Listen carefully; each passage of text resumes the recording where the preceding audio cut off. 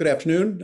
Welcome to another UCSF Department of Medicine COVID Grand Rounds. Today we're going to talk about the J&J vaccine and blood clots. What do we know and what should we do? The ground rules are here after a year. Hopefully you know all of them. There is closed captioning available today. If you have questions, please type them into the Q&A box, and my colleague Quinny Chang is monitoring them, and we will try to get to as many as we can. After a very bumpy start, vaccinations are progressing. There have been over 200 million doses of vaccine administered in the United States. A quarter of the adults in the US are fully vaccinated. San Francisco, which has been a star pupil throughout the pandemic, continues to excel in this part as well. 42% of adults in San Francisco are fully vaccinated, and nearly 2/3 of adults have received their first doses. The efficacy of the vaccines is holding up in the real world. We're seeing evidence of that in the Bay Area. We're seeing that from the UK. We're seeing it from Israel. We're seeing it in many parts of the United States, although, of course, there are areas that are still surging, Michigan being the most prominent. And we're seeing sort of a tragic surge in India as well, which demonstrates the virus still is capable of doing immense harm, and that our safety depends increasingly on the world getting vaccinated. Much of the hope for vaccination has hinged on the J&J vaccine, which is relatively cheap, easy to store, and a single shot.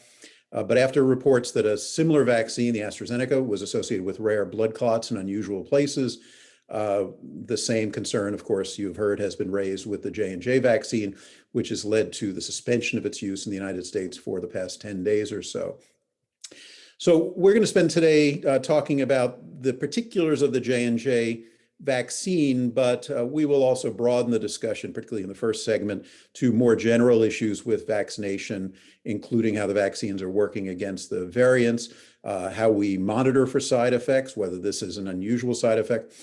And then we'll spend the last 15 or so minutes talking about this particular syndrome. Again, some part of it will be about the specifics of this one, but it's awfully rare. So we'll generalize that as well to understanding the mechanisms and the diagnosis and treatment of this overall syndrome of blood clots in the setting of low platelets, which on the face of it seems a little bit odd.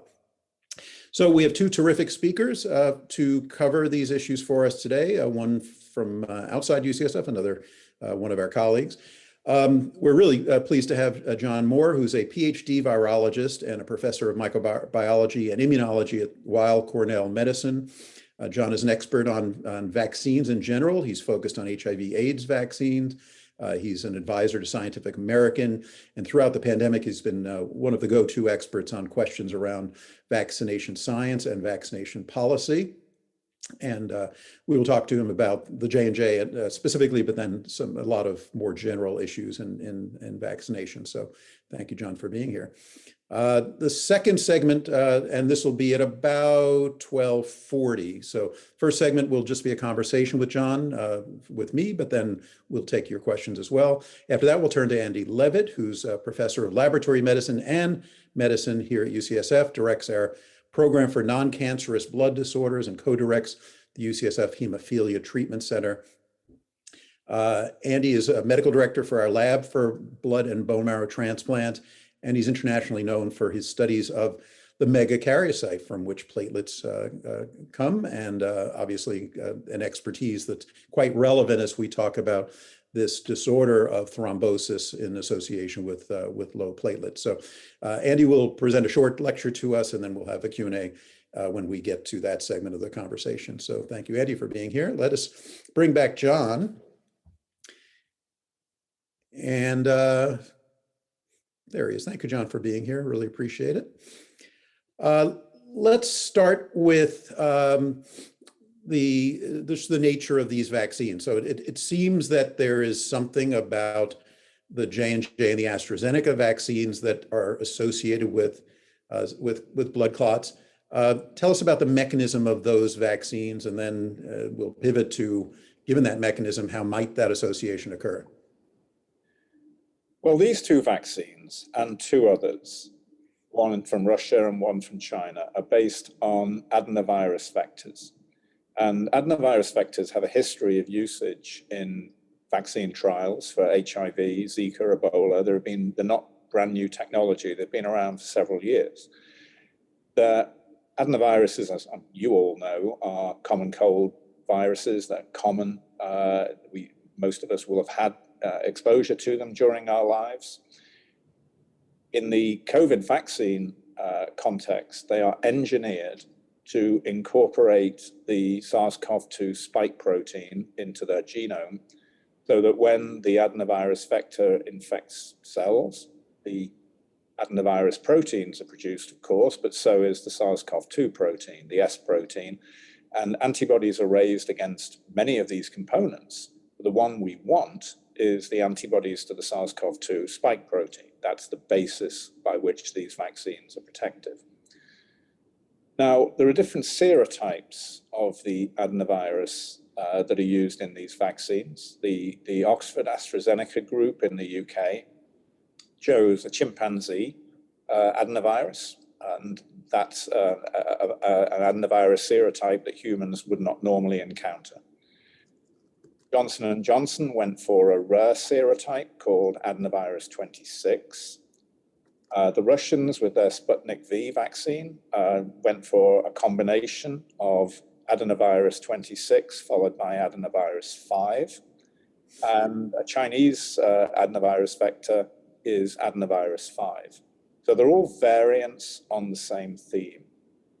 And the problems surfaced really about a month ago in Europe in the AstraZeneca-Oxford vaccine trials with these rare clotting disorders. And then the same, or what we strongly think is the same phenomenon, surfaced in the USA a couple of weeks ago, leading to an FDA-mandated pause in the Johnson & Johnson rollout, I think a week last Monday, around 10 days ago. Now, it's not formally proven that the AstraZeneca European and the J&J American phenomena are the same, but they're considered very likely to be. They seem the same. And CDC, FDA, EMA, MHRA in Britain, they're all communicating with each other to try to figure this out. From what we can tell from the numbers available, the frequency of these serious adverse events appears to be about 10-fold greater for AstraZeneca than J&J, but the dust hasn't settled on the numbers yet.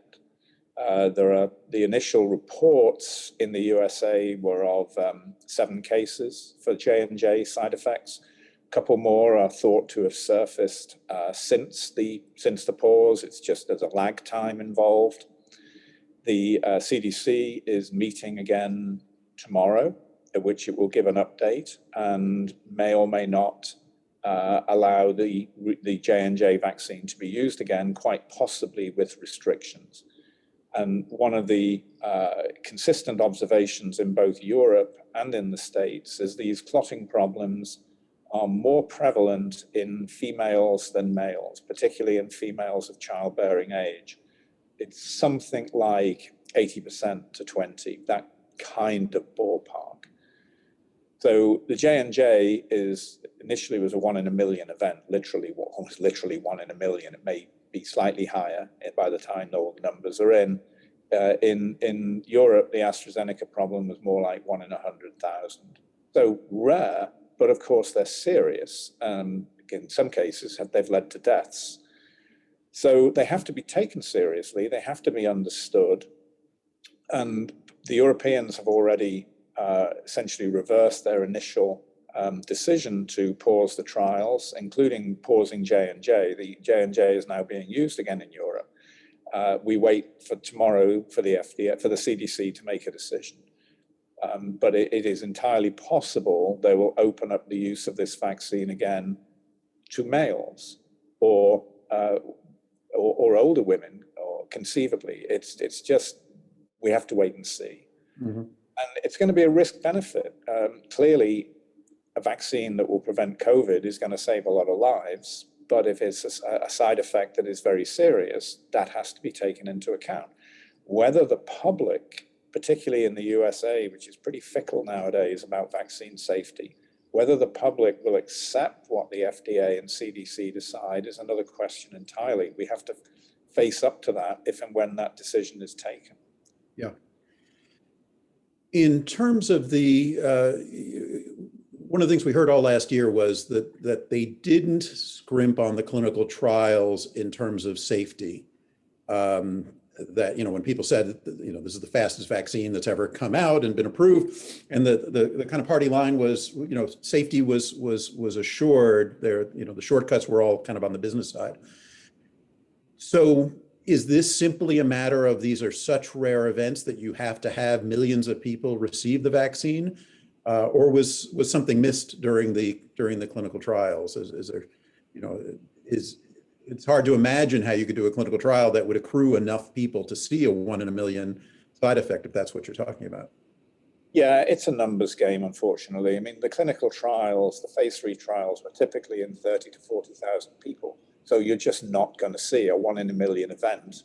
You may see one, but you wouldn't see a pattern in a trial that size. So something that is very unexpected and very rare will sneak through, unfortunately. I don't believe that safety was skimped. I think this was a non-identifiable problem. And that applies with the AstraZeneca Oxford. And in the earlier trials of adenovirus vectors in the HIV, etc., these are also trials on the scales of 10, 20,000 people max. The J&J has an ongoing HIV phase 2b efficacy type trial going on in sub-Saharan Africa for an HIV vaccine. And there have been no reports of safety problems. But again, it's a small scale study by the standards of vaccine rollout on a national scale.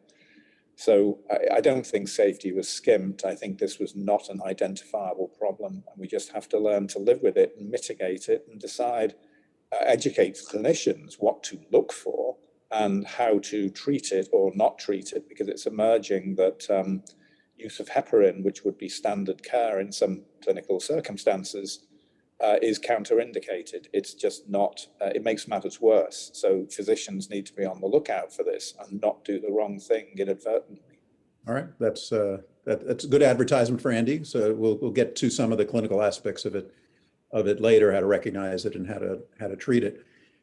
In terms of the, as you were watching these vaccines, all of them roll out, and we were told that they seem awfully safe. We hadn't seen any long-term side effects.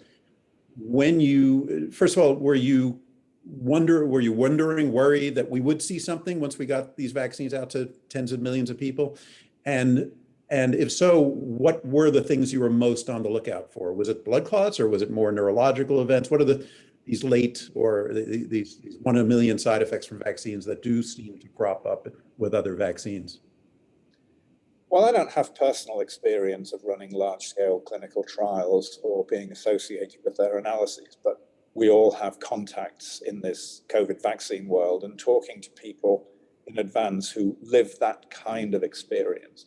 They all said, look, at some stage, we may well see something unexpected. 1 in a million events just might happen. We don't know. We keep our fingers crossed. We do all the precautions that we possibly can in the run-up to approval, but you have to expect the unexpected. I mean, all medicines have some degree of side effect when you put them in enough people because of the nature of the human population. And there's, medical professionals have an understanding of risk and an assessment of risk to benefit, but of course it's not the same with the public. When you say rare and serious adverse event, they focus on serious and tune out rare, and that's human nature. So I don't think there's anything that you can do about this situation. It was always likely that something unfortunate could happen when you're vaccinating hundreds of millions and ultimately billions of people. And we need to understand the mechanism. I didn't refer to that. It's still unknown, but there have been a couple of reports, brief and rapid reports in the New England Journal from European groups about AstraZeneca, suggesting that the problem arises from an autoimmune antibody response to platelet factor 4 that would be sufficient to account for the syndrome if that is indeed the explanation. Now, how would that arise? Well, the most likely explanation is that an antibody response to an adenovirus component that is rare cross-reacts with platelet factor 4. So it's just a rare autoimmune cross-reactivity, which, it's not unheard of in medicine. Mm-hmm. And that would help explain why it's enriched in younger women of childbearing age, because they're more prone to that kind of autoimmune condition. The Russians, who, of course, if they saw something like this with the Sputnik 5 program, probably wouldn't be shouting it from the rooftops in the nature of their program. They have said, well, it's not our problem. We're not going to see this because we purify our vaccines better than you guys, which is of dubious validity, but it's the kind of stuff that goes around with vaccine national politics nowadays. The Russians are saying it's contaminant DNA in the AstraZeneca vaccine and we don't have it in ours. Well, maybe that's true and maybe it's propaganda. We have to wait and see. It's another component, possible mechanism that we have to figure out. Mm-hmm. And if it is that, then something has to be done about it. But we don't know at this stage. From other vaccines in history, is clotting one of the things that crops up? My recollection, I don't study this at all, my recollection was more likely neurological events, Guillain-Barré. Those are the things that come readily to mind as these sort of 1 in a million late side effects that we see in vaccinations. Is that right? I haven't spoken to anyone who says they've seen something like this before. Now, that doesn't mean to say it couldn't have occurred, but the real experts in this area that I've chatted to have not seen anything like this. They did not see this coming as a predictable side effect. In the AstraZeneca trials last summer, there was a couple of examples of transverse myelitis as a side effect that in the end was never pinned down as vaccine associated as opposed to a coincidental event. But it paused the AstraZeneca trial in the UK, something around last July and August. But again, it was never proven to be a side effect. But the other key element of this is that these adverse events have not been seen in the Pfizer and Moderna vaccine rollout. And they have been now, those two vaccines have been in far more people than J&J, certainly. And in over 100 million, well over 100 million people when you go worldwide. And no similar reports have surfaced. So again, this is not a COVID vaccine specific problem. This is something that appears unique to the two large-scale adenovirus vectors. So you've got 2 versus 2, Moderna and Pfizer, no problem. J&J, AstraZeneca, a degree of a problem. It's a reasonable assumption that it's specific to the adenovirus vectors. Great. Do you think the FDA and the CDC did the right thing 10 days ago when they hit the pause button?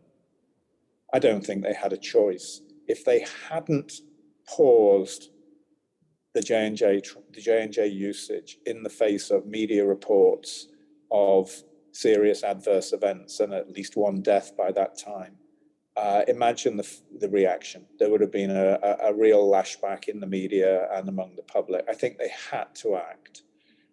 Whether they got the reaction perfect, different people see it in different ways. And some people have said they should not have paused it, or they should not have paused it indefinitely. They should have had rolling Zoom meetings, discussed the situation daily, issued guidances. It's easy to be a Monday morning quarterback on something like this. It was clearly a complicated situation that was right on the public radar screen. The media was all over it. They had to do something. And in the end, if it's a 10-day, 2-week pause and it's resumed in a subpopulation, it doesn't cost America all that much. And it could boost public confidence because public confidence will have been affected by what has happened. And as you say, maybe it doesn't cost America that much, but this was J&J was a bigger deal. And certainly AstraZeneca is a much bigger deal worldwide. So what's the impact of this as we look at vaccination in other countries? I'm thinking of what's going on in India now, which is really horrific. Yeah, AstraZeneca has much more of an international profile than J&J. J&J was really only just starting its global rollout. AstraZeneca, because it's cheap and relatively easy to use in terms of storage and shipping conditions, it's a 2-dose vaccine. J&J is 1 dose, although there is a 2-dose trial in the USA, and that may finish up being, something that is used nationally or internationally. So, these problems have certainly affected global confidence and global rollout, and that needs to be sorted out. I mean, each individual sovereign nation needs to make its own best decision for its population, and risk benefits may differ in different countries. And in America, we have alternatives. It would not be an absolute catastrophe if J&J was not used here. And many of us think that AstraZeneca will never be approved or will never be used in this country because it's got so many perceptional problems. It's been the problem child of vaccine rollout compared to the others through consistently over the past year. But we have enough Moderna and Pfizer, and there's another, the Novavax vaccine is nearing approval, and that also is not going to be affected by the same clotting problem in all certainty or probability. So we have alternatives in the USA. It's a very rich, developed country where you have the luxury of choice, but many countries don't have that choice. So their decision tree may be very different. They may be willing to say to their public, we're going to save 1 million of you, and unfortunately, 2 or 3 of you may have serious adverse events. They may make that choice, and I don't think any country can be criticized for making a rational choice that is best suited to its population. And you would hope that the international agencies, the WHO, COVAX, all the groups that are keen on vaccine rollout and are helping make this actually happen, are going to have to take wise perspectives on it. And again, it may be different in different countries. It depends on what alternatives you have. Yeah. So let's talk about alternatives for a second. Ever since it became clear that we were going to have 3 vaccines in the United States, people wondered about which one they should choose. Let's assume tomorrow the J&J becomes available either to everyone with a warning or to selected groups of people, and your number comes up and it's the J&J is available in your local pharmacy. Would you take it? And that assumes that's the one available to you, and then we can talk about if you had to wait for one of the others, what you would do. But how do you feel about it, assuming that they reissue it tomorrow? Well, on a hypothetical, I'm a male and I'm no longer of childbearing age, so I would not be in the highest risk group for a clotting event. So if that was my only choice between that vaccine and no vaccine, I would choose that vaccine. And that's the advice we've consistently given to the American people all along. Now, there are 2 categories of Americans in this context. Some strongly prefer the 1 dose and done J&J advantage. My son was disappearing off to Puerto Rico with his partner and wasn't going to be able to come back in time for a 2nd dose, so was particularly keen to get J&J. That was his choice, and that's what he did. But there are others who, pass the numbers and say, well, J&J is less effective at preventing mild COVID than Moderna and Pfizer, which is true. It has a lower efficacy at preventing mild disease. But that doesn't really matter as much as preventing people from being severely ill and dying, which is rather more important. And the vaccines, based on the data at least we have available, are roughly equivalently protective against severe disease and death. So it's a distinction without a difference which one you take. But, there are examples of people saying, no, I don't want the J&J, I want the Pfizer and Moderna. Now, whether or not that choice is really available to them at vaccine rollout sites is another question entirely. It hasn't been as flexible. It's not like going into Walmart and saying, well, I'm having that brand of cornflakes and not that one. It doesn't work quite like that. Now, if J&J is reapproved, then there may well be more people who say, I'm just not going to take it because of the perception that it could cause them harm, because people's assessment of risk is always greater than the reality of risk. I mean, we know this just through so many sections of society. I mean, people do not assess realistic risk. But, humans are humans. And so we're going to see human reactions, and the vaccine rollout system is going to have to deal with that. Mm-hmm. Let's pivot a little bit to some more general issues in vaccination. We've seen reports in the past week and a journal article yesterday, a CDC report on breakthrough cases from in patients who were fully vaccinated. That's not surprising because we know about efficacy rates of 95% and 72%.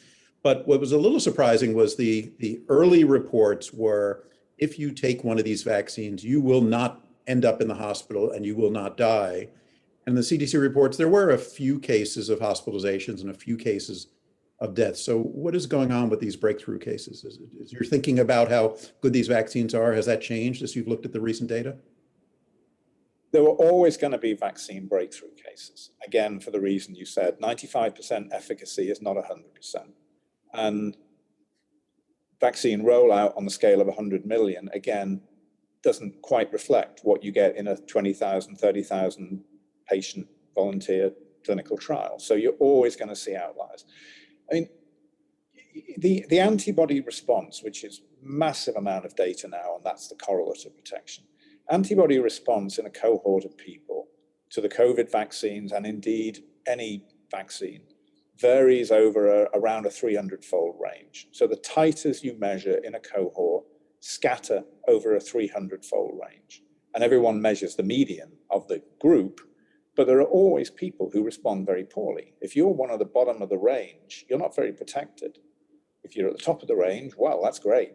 But in an outbred population, there are always going to be people at the bottom of the range of protection. And they just may fall off the radar screen. They fall off the protection level screen, fall off the bottom rung of the ladder. And then you have variants. And there are variants going around that are relatively resistant to neutralizing antibodies. Relatively. They're not wiped out, but there's a degree of resistance. So they are more likely to infect you after vaccination compared to the original strain the vaccine is based on. There was a New England Journal paper from colleagues and friends at Rockefeller, the next university down the street from me here at Cornell. Came out yesterday, I read it this morning. It's 2 out of 417 healthcare workers at Rockefeller who were vaccinated became infected. So 2 out of 417 is a pretty low rate. And both of them had funky variants. In fact, they couldn't even identify them. One of them looked like it might be a recombinant between B117 and B1351, something that was literally unique. So, you come up against something highly atypical and you might just not be your lucky day. And we're going to see this. Neither individual was severely ill. I mean, they both recovered at home. But there will be some deaths among vaccine recipients. They've been reported. It's unfortunate, but that will not be the normal experience. And as we have looked at the variants, and particularly the B117, the UK variant, we have said that it's, it seems to be the one that's taken over in the United States. Here on the West Coast, we have our own version, but it's not vaccine resistant, and it seems to be winning the race. Does that race change in its very nature over time as more and more people get vaccinated? Do the ones that are resistant to the vaccine have an advantage, and do they begin winning the race even if in a vacuum they maybe are a little slower? It's an interesting question that is being monitored. I mean, as more and more genetic sequencing is being done across the states to track variants and their spread in different parts of the country, you learn more and more. And the vaccine breakthrough cases that are hospitalized are going to be analyzed up the wazoo. Pretty much every medical school has the capability of doing this, and they're going to be looked at. So there are two types of variants. One is more transmissible. And we saw that last year with D614G that first emerged in Europe in around March and April of 2020 and was more transmissible and became essentially the dominant strain worldwide. It replaced the Wuhan original variant and became just what we were used to. That was the virus. And then around late summer, B117 originated in Kent in southeastern England and then soon grew to dominance in the UK, spread abroad, entered America, and is now just about the dominant strain in the USA. That is more transmissible. There are conflicting reports about whether it's more lethal. Some yes, some no. So where is it? We don't really know for sure. It's considered more likely to infect children, but that's not really proven. It's a series of anecdotes. But it isn't vaccine resistant to any significant effect. I mean, in lab studies, it's within twofold of the titer range for D614G and Wuhan. But then the more troubling ones from vaccine perspective have a degree of antibody resistance. And the worst of these is B1351, which originated in South Africa. And slightly less of a concern, but still problematic, is P1 from Brazil. There's one called B1617 that has the same characteristics, we think, and that's now dominating the Indian pandemic. The one that is in California, B1429, is more like B117. It's not, has a degree of antibody resistance, but is not a B1351 type. And then there's a New York strain, B1526, which, and there's two different subvariants of this one, but that also has properties like B1351. So, you know, they have a degree of antibody resistance. What we are not sure of yet, because it's not been time to tell, is the degree to which they'll compromise vaccine efficacy. We can measure vaccine resistance in cell culture assays, and the titers may drop for B1351 by 9-fold, 10-fold.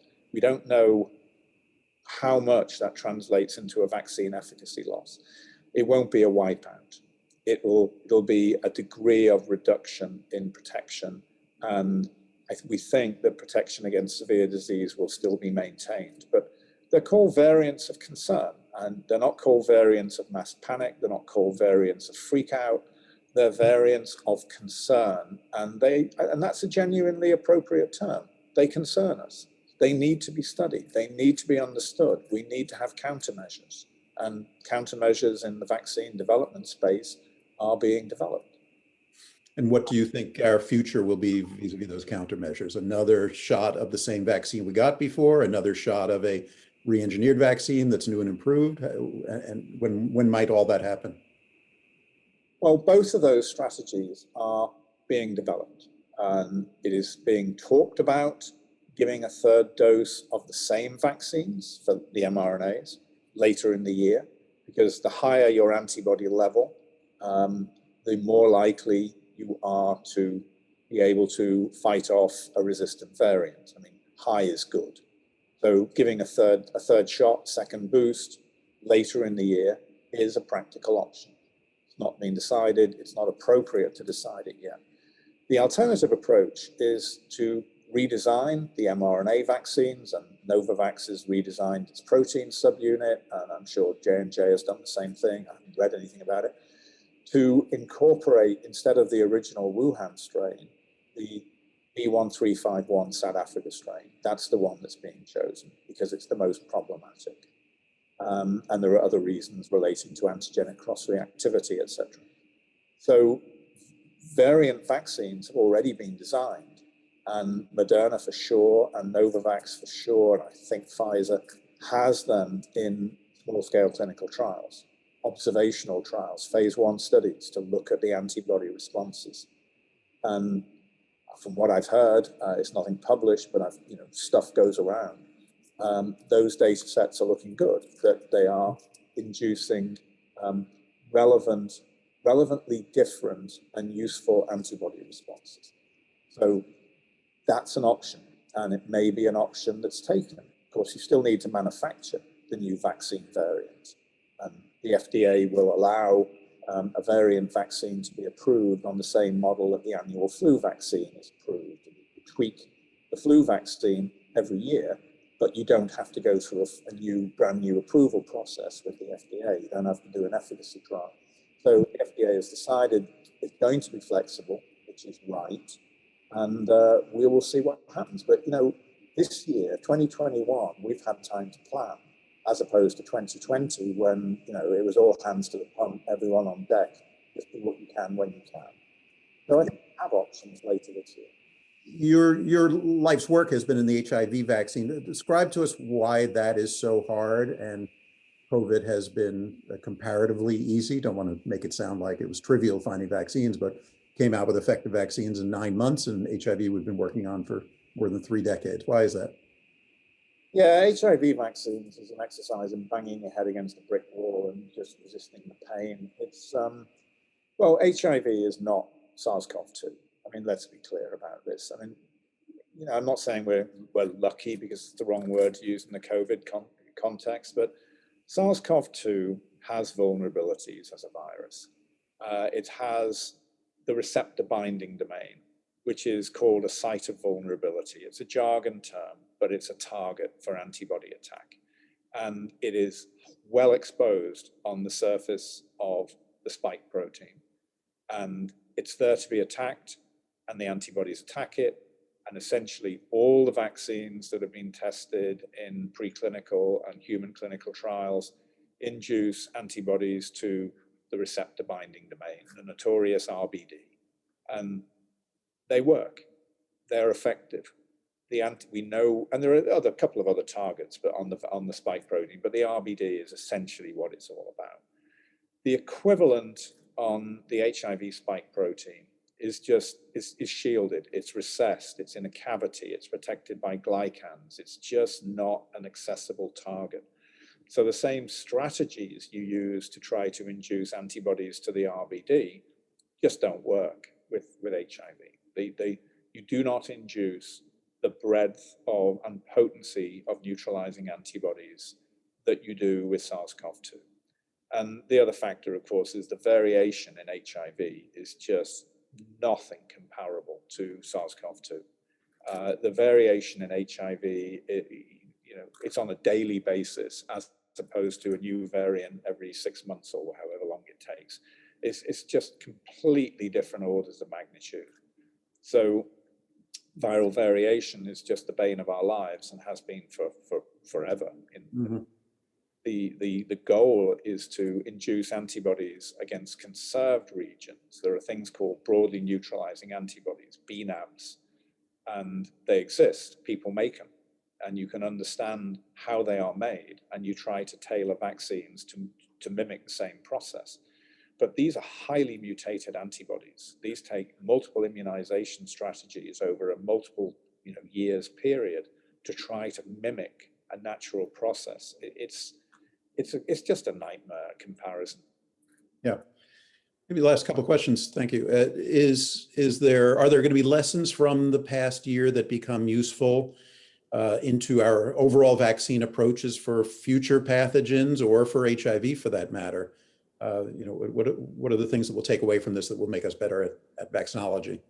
I think both are true. The COVID vaccines are strongly based on HIV and to some extent influenza, Zika, Ebola, other vaccine programs. They didn't come out of the blue. The existing designs were repurposed to take advantage of vaccine technology that already existed. And most of them were based on HIV vaccine studies over the years.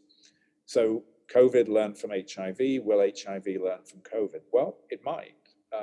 There are more mRNA HIV vaccine programs that are now being kicked off.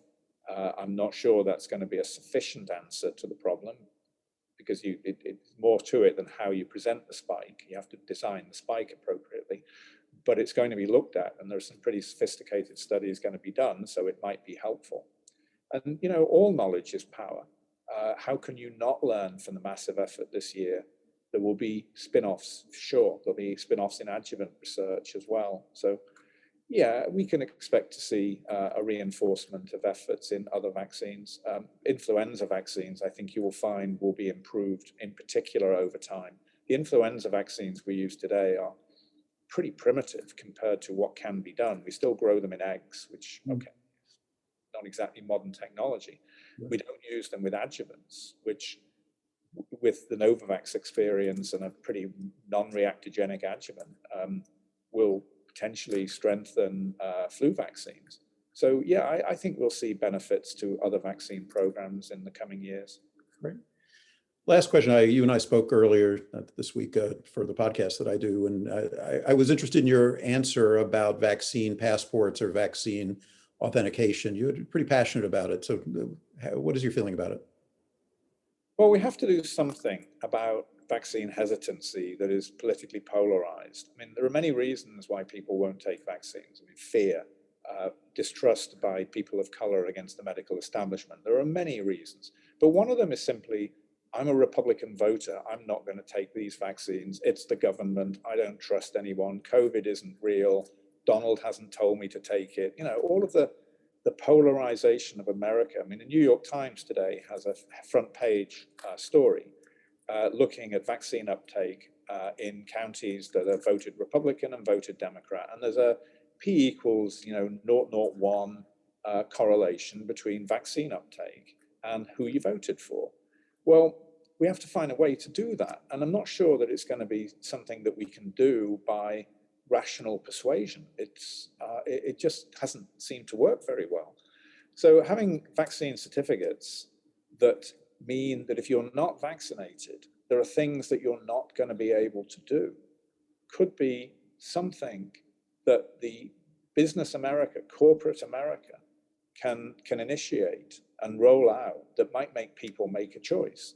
Look, you want to go on a cruise, well, get vaccinated, or you wave bye-bye to the boat as it sails away. You want to travel from California to New York? Well, you want to get on a plane, where's your vaccine certificate? And if you don't want to show a vaccine certificate, rent a car and drive yourself across the continent. It's your choice. You want to go to a NASCAR event? Well, your alternative is watching it on TV if you're not vaccinated. I mean, this will be politically controversial. Everything in America is, but it wouldn't be a government program. It would be done by industry. And, industry may well do this. I mean, and Republican governors who refuse to allow vaccine passports in their states, well, how many conventions are going to happen? Big business conventions they're not going to go to Florida or Texas. They're going to go to states where people are highly vaccinated to protect their employees, to protect their guests. There'll be legal issues involved.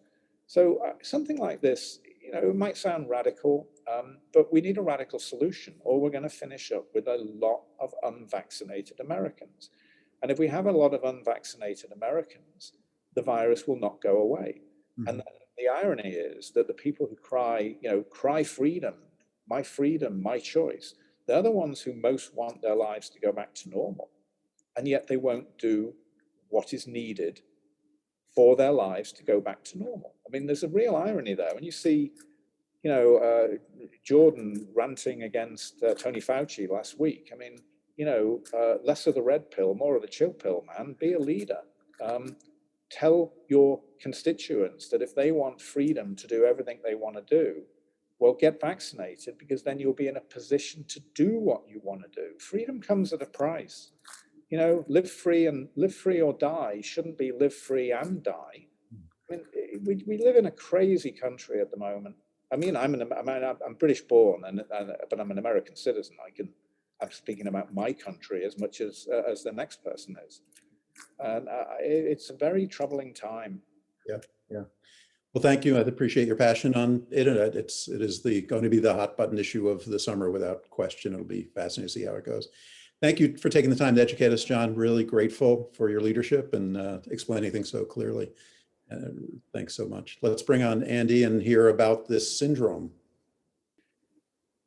All right, Andrew, the floor is yours. Okay, first of all, thanks a lot, Bob, for giving me the opportunity to speak today. I'm going to cover this topic from the perspective of a clinician. And the topic I'm going to talk about is the COVID-19 vaccine-related entity that's evolving with thrombosis and thrombocytopenia. Next slide, please. So this is a very fast-moving field, and clinical syndromes evolve in their definition over time, and this is changing relatively rapidly. It's had a series of names, but I would say that the name that's currently sticking for a little bit is called vaccine-induced, or other people prefer vaccine-associated, immune thrombotic thrombocytopenia, or VITT. So I'll use VITT occasionally, that's what I'm referring to.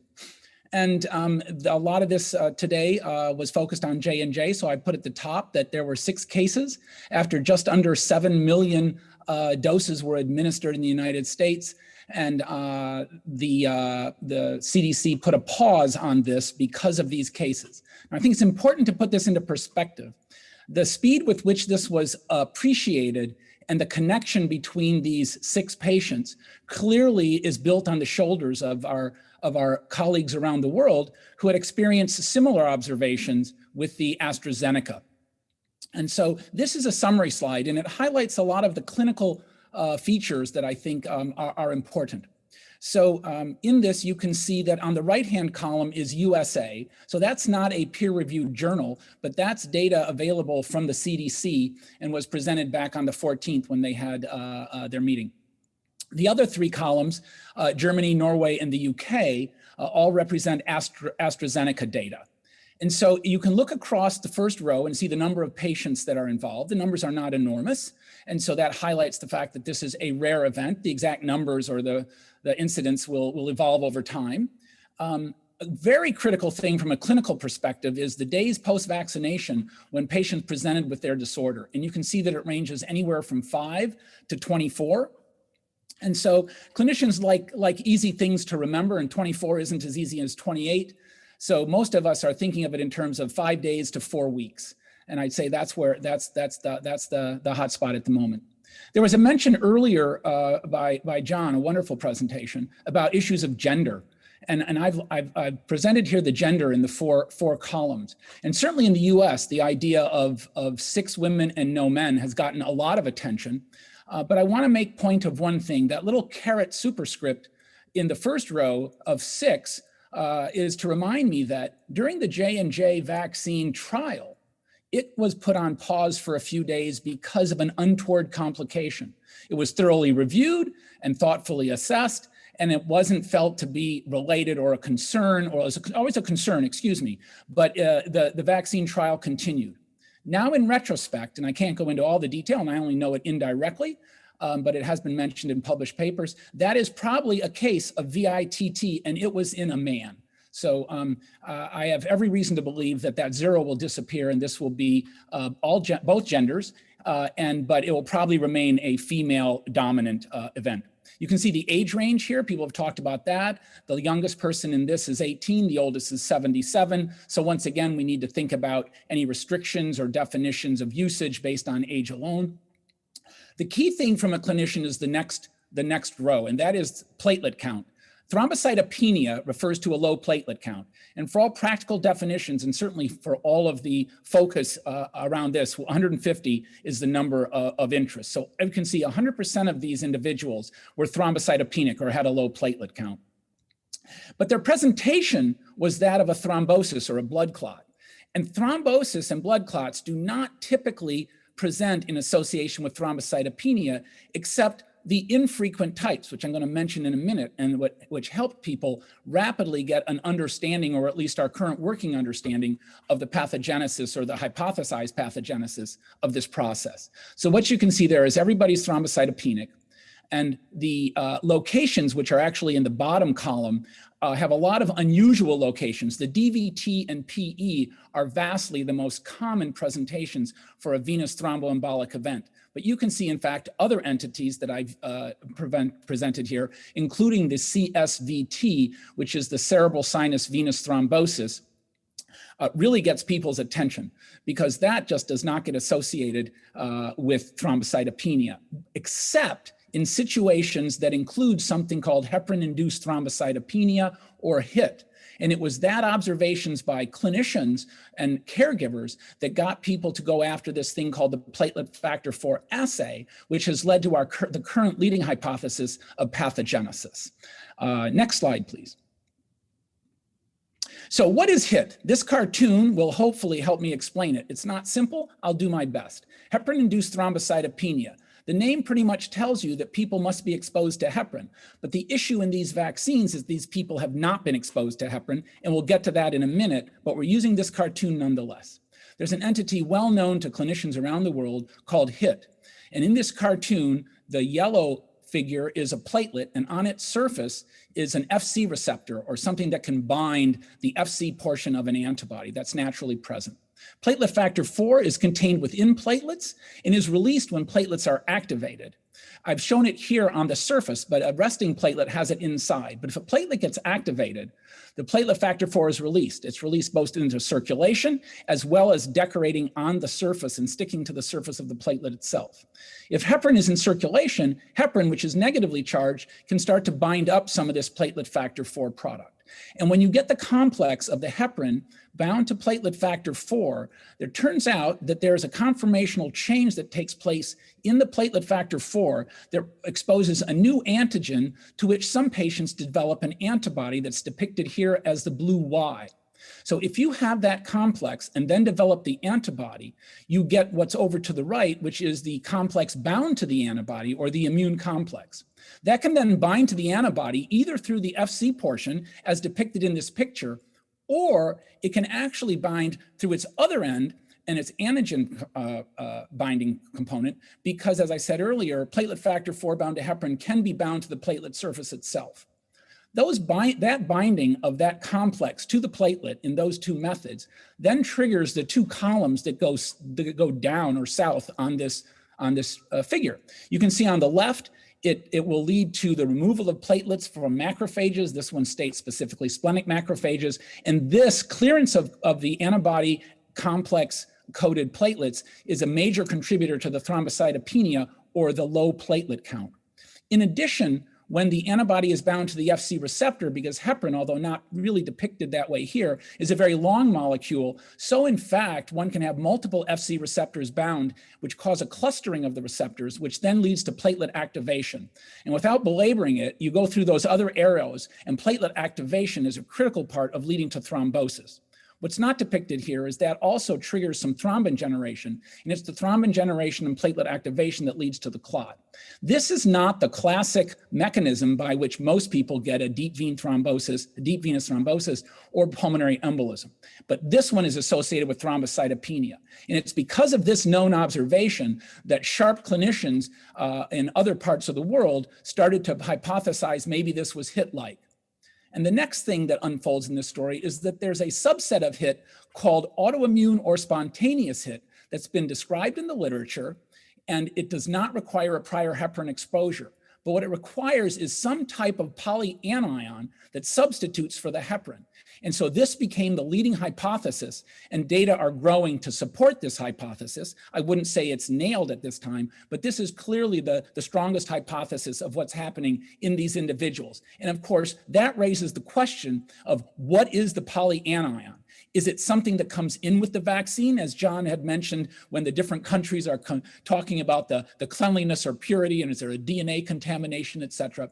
I think that is completely unknown at this time. The polyanionic structure could, of course, come in with the vaccine itself, but it could also be something that's generated through the immunologic response. We know that in traditional, or the previously described autoimmune spontaneous HIT, there are negatively charged molecules associated with bacteria that are clearly associated with the spontaneous HIT. So that is a big question, and the answer to that is clearly not in yet. Next slide, please. So here's a little summary description that compares the two. HIT, which is his name, heparin-induced thrombocytopenia, it requires heparin exposure. This new spontaneous on the right, which is where the VITT is located, no heparin exposure. And the two critical assays that laboratories can do to help clinicians is the antibody, an ELISA assay to detect the antibody to platelet factor 4, and confirmatory testing with a platelet activation assay. In standard HIT, that requires a low dose of heparin in the assay tube to bring out the positivity of the reaction. What's distinctly different in spontaneous HIT and in the VITT patients is that it's heparin independent. It's not necessary. And the figure at the bottom is taken from the Schultz paper, one of the NEJ papers that was in the initial slide with the columns. And it shows you in the light green, the assay results. You have the cutoff for positivity down there, the dotted line going left to right. And you can see that the light green bars are very far above that. Now, those numbers along the left side might not look very like large numbers to those who aren't involved. But if you're somebody who deals with hit antibody testing, those OD readings are enormously high and really capture your attention. And in fact, at a level where many individuals would say you don't even need confirmatory testing. But if this was a standard hit, that green bar wouldn't exist unless you added heparin. In these patients, 5 of them from the study, this was spontaneous positivity. And so this is what we're seeing in this entity. Next slide. Okay, so in addition to that, there's another overlay of laboratory data that comes along with this entity, and this is very important. There's an entity called disseminated intravascular coagulation, or DIC. And the VITT entity that we're talking about, there's a fair amount of an overlap with the presentation of DIC. And let me just say again, standard presentation of a deep venous thrombosis or pulmonary embolism for the majority of folks does not have an overlap with DIC. So yet another kind of a wrinkle to this that makes us think deeply about what's going on. And down below, I have the same 4 columns as I had on the prior slide, and you can see that the elevated D dimer is present 100% of the time. So therefore, that's a laboratory test that's always present, at least in the cases to date, as is the thrombocytopenia. The low fibrinogen is a consequence of DIC, and you can see that over half of the patients have low fibrinogens. So the summary and the takeaway from this, from the clinician's perspective, is there's a component that looks very much like DIC in addition to or coincident with this notion of the autoimmune or spontaneous hit. Next slide, please. Okay, so to kind of summarize what I've said, Bob gave me a limited amount of time, is that I would say that the leading way that people are thinking about this now is the presentation is somewhere between 5 and 28 days after the vaccine. And of course, in clinical terms, one wants to know how things present, what lab tests do you do, and then how do you treat them. So presentation on the left is actually presentation signs from a CDC slide that I got to see on a previous presentation. And going top to bottom, the severe headache and the neurologic symptoms, of course, relate to the cerebral sinus venous thrombosis. The backache and severe abdominal pain relate to the intra-abdominal thromboses, which are portal vein thromboses, splenic vein and splanchnic and hepatic vein thromboses. The next is shortness of breath, which is pulmonary embolism. The next is leg swelling, which is the deep venous thrombosis, most commonly found in legs. And the bottom 2 presenting findings relate to a bleeding that occurs with a low platelet count. Important labs, I won't read all of them, but the blood counts, you're certainly looking for the low platelet count, you're certainly looking for the high D dimer, but all those labs are important in the initial assessment of such a patient when you have a clinical suspicion. And of course, you want to send the HIT assay, and it's for a platelet factor for ELISA. We don't have time to go into it here, but there are different commercial assays out there, and some of the papers have made it very clear about which ones are useful and which ones are not. And then, of course, going to confirmatory. And lastly, since the whole issue is oftentimes, but not always, thought of when there's thrombosis, you need, of course, to do imaging to demonstrate the thrombosis. So what about treatment? Bob brought this up. I think it was nicely introduced here with the John's discussion. And that is because this, at the present time, the hypothesis that best fits is a HIT-like product or a HIT concept that I described earlier, no heparin products should be given because in principle, that could make and probably will make, I should leave it to could make the situation worse. So very strong recommendation for no heparin products. Instead, we use other non-heparin products, other non-heparin anticoagulants. I've listed them here in case people matter. We're not going to talk through all of those. But in these patients who are oftentimes quite sick, and there are a lot of conflicting management issues, the intravenous route is used because these are rapid onset and rapid offset anticoagulants. The IVIG is in bold because it's to make a specific statement that is not used in the standard treatment of people who have venous thromboembolic events, but it is recommended in the autoimmune or spontaneous hit, or what we're correlating with the VITT. And what IVIG does is it hastens the platelet recovery. It may have other positive benefits that we won't have time to discuss, but it clearly hastens platelet recovery. And that is critically important in people who are so thrombocytopenic when you are trying to entertain the initiation of an anticoagulant. Starting an anticoagulant with people who have platelet counts of 10 is not something that most clinicians want to do. And of course, we want to avoid platelets. So this slide is kind of a summary slide of the prior ones, hopefully capturing the information that is useful to the listeners. Next slide, please. Thank you. I'll take questions, and I see Bob is back. The next slide, if it stays up, is a series of useful websites for people. You can put it up or not. All right, we'll leave that up for just about 10 seconds, and we'll take it down. We'll go over for about 5 minutes. Thank you, Andy. That was a tremendous amount of material, and really, it's an incredibly interesting syndrome and scary, obviously. Why, for HIT and for this, why are the thromboses in weird places? Why don't you just be more regular? The short answer is no, nobody can answer that question. I mean, okay. We can sit here and waste time, but I know we don't have a lot of time. It's a great thing. But I will just say this, there are other well-described medical phenomenon, including certain myeloproliferative disorders, where people like to have clots in strange places. So it's not the only situation, but certainly in the acquired HIT situation, in the autoimmune HIT, it's well known that they come in funny places. Yeah, wow. Why, as you mentioned, maybe not 100% women, but if it's women predominant, why? Well, of course, I don't know the answer, but I'll be happy to speculate, or I'll cautiously speculate.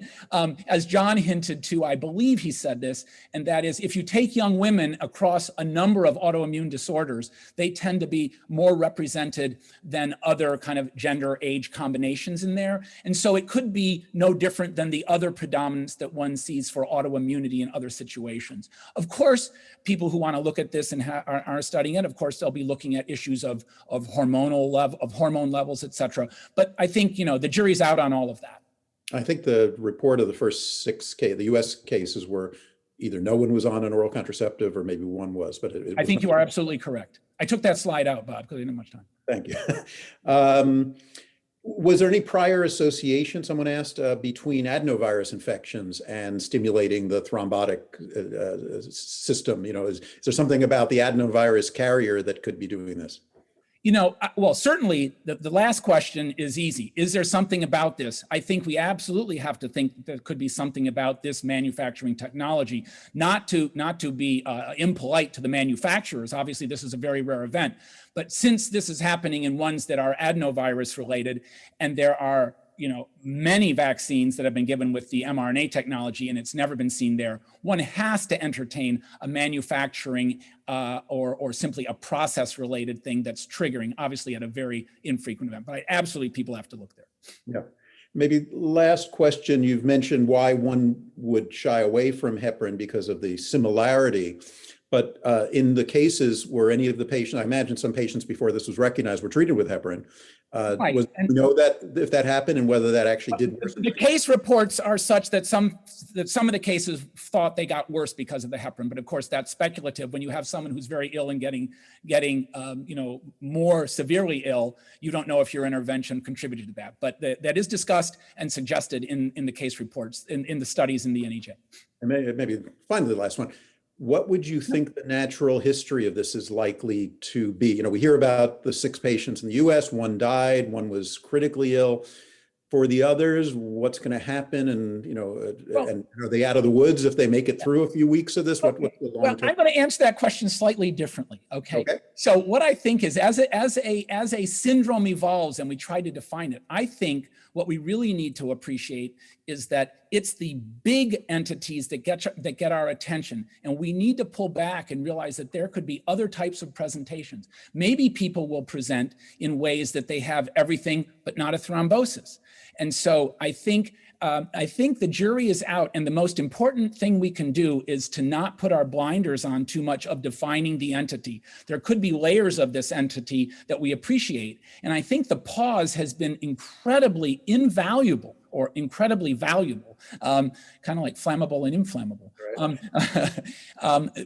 In letting enough clinicians understand this and be on the lookout. And I wouldn't be surprised, but I'll never be able to prove it, but this pause could help the folks who'd had the vaccine and are now going through their 24-day period, and maybe they will get treated more appropriately sooner and will have better outcomes for them. So it's a tough call, but your question back to what happens when this all is said and done and the dust settles, I don't think there's a reason to believe a priori that they are left with a problem, but of course only time will tell, but I would not think so. But what would the guidance to be if you started someone, you gave them IVIG, you gave them some blood thinner of some species? Oh, okay, very good. So actually, 6 months. What? Very good. Okay, I love it. You picked 3 and 6. That's great. A real clinician. So, in essence, at first blush, this would be considered a provoked thrombosis, right? And therefore, it would meet the criteria for 3 months of treatment of anticoagulation. But of course, always in anticoagulation, at the time you think you're going to stop, you must assess the individual because they may have specific needs. So these recommendations of 3 or 6 are general, but the individual, you might have other factors. But 3 would be the short answer. Andy, thank you for educating us about this, as you always do about all things clotting and bleeding. Really grateful. Let us quit. We're a little bit over time. And again, we will be back in 2 weeks to have another COVID-related topic. We'll continue doing that as long as there are interesting and important things to discuss. Next week, we'll have a regular medical grand rounds. Thanks, as always, to our crack production team who are listed here. And stay safe, and we'll talk to you next week. Thanks.